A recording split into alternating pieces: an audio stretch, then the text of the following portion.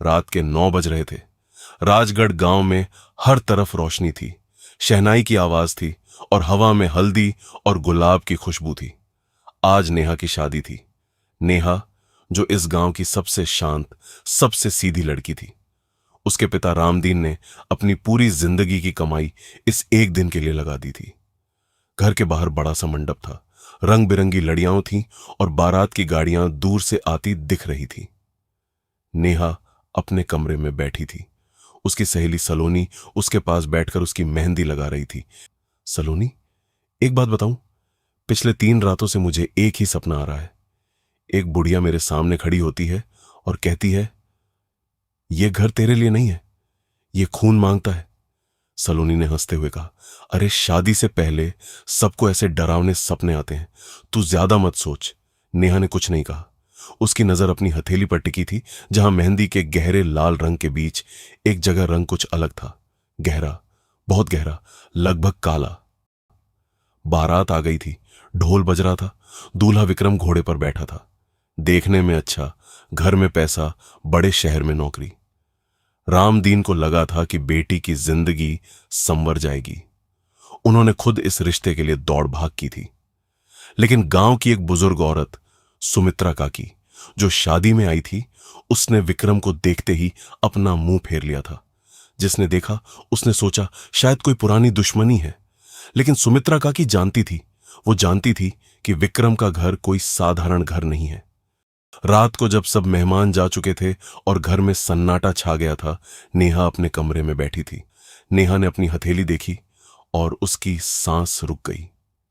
मेहंदी का वो गहरा काला धब्बा, जो पहले छोटा था, अब फैल गया था और उसके किनारों से लाल रंग बाहर निकल रहा था, बिल्कुल खून जैसा। तभी उस धब्बे के बीच से एक लकीर उभरी, एक अजीब आकृति, जैसे कोई चेहरा हो। रात के 2 बजे नेहा की आंख खुली। कमरे में अंधेरा था, विक्रम गहरी नींद में था। नेहा को प्यास लगी थी, वो उठकर पानी लेने गई। नेहा ने पानी पिया और वापस मुड़ी। तभी उसने देखा कि रसोई की दीवार पर एक परछाई थी, उसकी अपनी परछाई। लेकिन वो परछाई हिल नहीं रही थी जब नेहा हिल रही थी, बल्कि वो परछाई धीरे धीरे दीवार पर आगे बढ़ रही थी। सुबह नेहा ने सुमित्रा काकी को ढूंढा। वो जानती थी कि काकी कुछ जानती हैं। काकी, मुझे बताइए, यह घर कैसा है? विक्रम का परिवार कैसा है? सुमित्रा काकी ने चारों तरफ देखा, फिर धीरे से बोली, बेटा, इस घर में तुमसे पहले एक और बहू आई थी। यह घर 3 बहुओं को खा चुका है नेहा। तो फिर आपने मेरी शादी से पहले क्यों नहीं बताया? मैंने तुम्हारे पिता को बताया था, उन्होंने माना नहीं। नेहा के पैरों तले जमीन खिसक गई। उसने अपनी हथेली देखी। वो काला धब्बा अब और बड़ा हो गया था और उसमें अब साफ दिख रहा था एक औरत का चेहरा, आंखें बंद। काकी, ये क्या है? सुमित्रा काकी ने देखा और उनकी आंखें फैल गईं। ये मालती है। नेहा की सांस रुक गई। ये श्राप है बेटा। इस घर की पहली बहू को किसी ने जिंदा जलाया था। उसने मरते वक्त श्राप दिया था कि इस घर में जो भी बहू आएगी, उसकी मेहंदी पहले खून बनेगी, फिर उसकी आत्मा उस बहू के साथ रहेगी और फिर वो बहू को अपने साथ ले जाएगी। काकी ने बताया कि श्राप तभी टूटेगा जब कातिल का सच इसी घर की चौखट पर बोला जाए। पूर्णमासी में सिर्फ 7 दिन बचे थे। नेहा ने डरने के बजाय सच खोजना शुरू किया।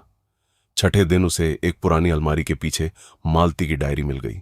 उसमें लिखा था, सास शारदा ने मुझे खुद आग लगाई और विक्रम चुपचाप देखता रहा।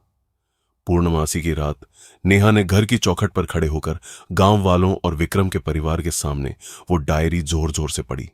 अचानक तेज ठंडी हवा चली और दिए बुझने लगे। शारदा चिल्लाई कि यह झूठ है, पर तभी नेहा के हाथ से वो काला धब्बा मिटने लगा। आंगन में धुएं जैसी एक औरत की आकृति उभरी, जिसने नेहा को देखा और मुस्कुराते हुए हमेशा के लिए शांत हो गई। शारदा सबके सामने टूट गई और अपना गुनाह कबूल कर लिया। विक्रम शर्म से मुंह छुपाए खड़ा था। नेहा उस रात वो डायरी लेकर उस मनहूस घर से हमेशा के लिए अकेली निकल गई।